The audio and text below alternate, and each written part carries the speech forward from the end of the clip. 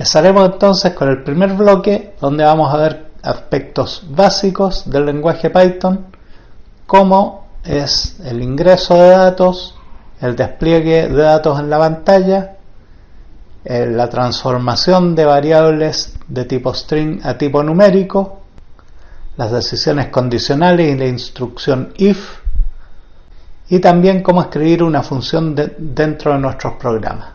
Cada uno de estos temas lo vamos a ver con un programa específico. Nombré 5 temas, vamos a ver 5 programas.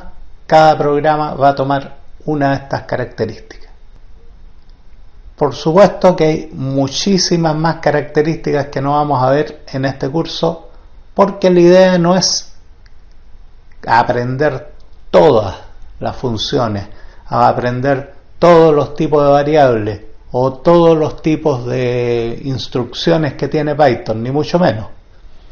De lo que se trata es de aprender las principales instrucciones, las principales variables y saber cómo encontrar las demás a medida que las vayamos necesitando.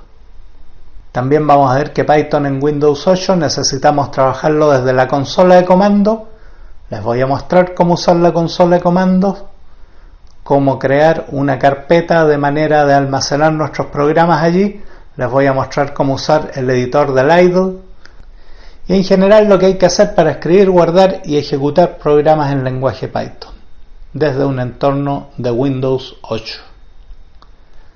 Los que trabajen en otro entorno como Macintosh, Linux, etc., van a tener que ajustarse y buscar por su cuenta la manera en que se trabaja, que en general es similar. Tanto Linux como Mac tienen consolas muy fáciles de usar. Nuestro primer programa Hola Mundo mostrará simplemente cómo usar la instrucción print. Nuestro segundo programa nos enseñará a usar raw input para ingresar datos y print para desplegarlos, con la diferencia que con raw input vamos a entrar por primera vez una variable. Un nombre de variable, una variable en cualquier lenguaje de computación se compone, podemos pensarla como algo que se compone de dos partes, tiene un nombre y un contenido. Existen distintos tipos de variables, nosotros vamos a ver principalmente dos, que son las variables string.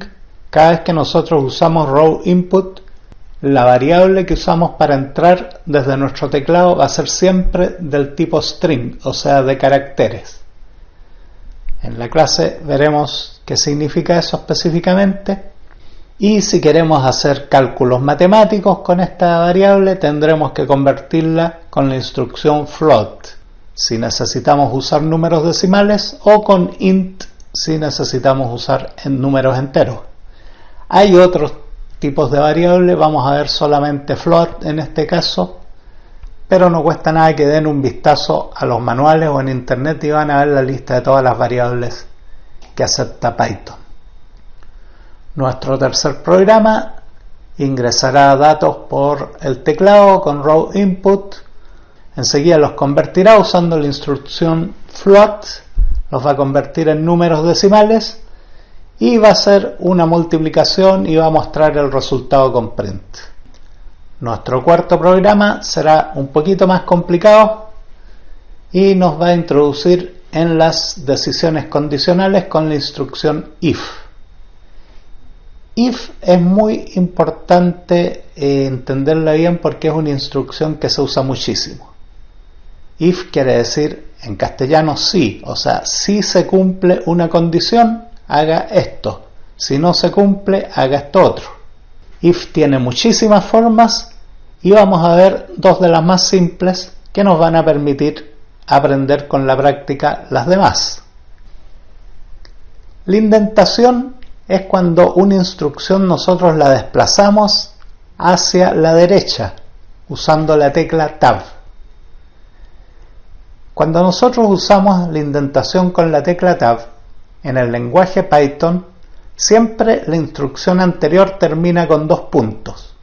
Eso indica que después de esa instrucción va a venir un bloque de instrucciones anidadas, o sea que se tienen que hacer siempre dentro de un nido dentro de un rango. Cuando la indentación vuelve hacia la izquierda, quiere decir que se terminó ese rango y se considera que sigue la instrucción siguiente.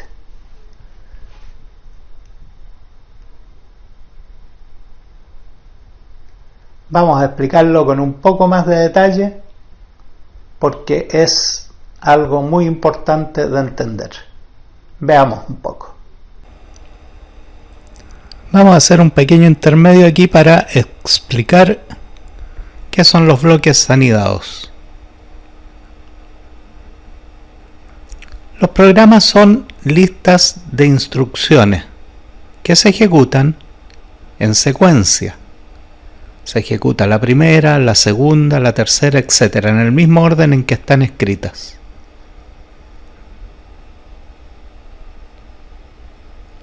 Pero a veces, dependiendo de ciertos tipos de instrucciones, hay que romper esa secuencia y saltarse ciertas líneas. Por ejemplo, si se cumple o no alguna condición, o si hay que hacer operaciones repetitivas. Para esos casos se usan las indentaciones o los tabs. Y consiste en que algunas instrucciones se escriben uno o más tabs desplazados hacia la derecha. Esto es importantísimo en Python, porque es parte de la sintaxis del lenguaje. Aquí tenemos un ejemplo en código, no importa si no entienden nada, yo lo que les quiero mostrar es cómo se escriben los bloques anidados. El anidamiento es para indicar una rotura en la secuencia, ¿no es cierto? Ahí les marqué los bloques, siempre un bloque anidado empieza con 2 puntos. Y hay instrucciones que siempre van anidadas, como las if, las def, y las for, las condicionales, los loop, que repiten muchas veces una instrucción, y las funciones. Lo único que quiero que tengan claro es que algunas instrucciones se anidan, o sea, se escriben desplazadas uno o más tab hacia la derecha. Y se hace así porque de alguna manera hay que marcar ese bloque para indicar que en alguna parte no va a seguir la secuencia normal. Si hay algo que no entienden aquí, no se preocupen porque eso lo van a ir aprendiendo en la práctica. Cuando veamos cómo se hacen los programas, intuitivamente se van a ir dando cuenta de cómo se usan las indentaciones. Finalmente vamos a ver cómo se escribe una función. Una función es un pequeño subprograma, puede ser grande también, que evita que programemos una y otra vez instrucciones repetitivas dentro de nuestro programa. Se usan mucho las subfunciones, por ejemplo, para leer y escribir en el disco, porque dentro del programa muchas veces se va a leer y escribir en el disco y hay que hacer siempre la misma secuencia de instrucciones. También hay funciones que trae el Python por defecto incorporadas, como por ejemplo float, int, string y varias otras. También hay bibliotecas de funciones que se llaman módulos que traen funciones específicas. Pueden ser funciones matemáticas, funciones de conversión de código, etc. Lo que vamos a ver nosotros con nuestro ejemplo va a ser cómo programar una función dentro de nuestro programa, cómo llamarla y cómo se usa. Y con ese programa terminamos nuestro primer bloque de 5 programas que está dedicado a las operaciones básicas que podemos hacer con el lenguaje Python. En nuestro segundo bloque pasaremos a algo mucho más específico del Python, que es el manejo de listas y el manejo de colecciones. Muchas gracias.